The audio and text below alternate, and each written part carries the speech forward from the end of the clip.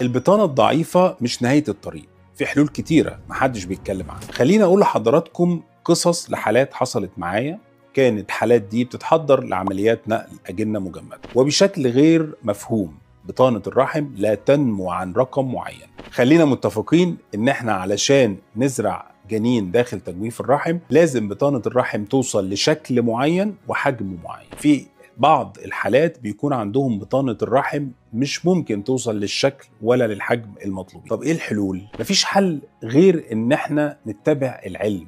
لازم رقم واحد اشخص هو ليه البطانة بتاعة الست دي ما بتكبرش لحد الرقم اللي انا عايزه. نبدأ ناخد هيستوري، نشوف الست دي حصل لها ايه في حياتها. معظم الحالات اللي بكلم حضراتكم عنهم كان حصل لهم اجهاض، او ما بعد الاجهاض حصل نوع من انواع التهاب بطانة الرحم اللي ادى بالضرورة الى موت الخلايا المفروض اللي هي الوظيفيه اللي بتعمل بطانه الرحم.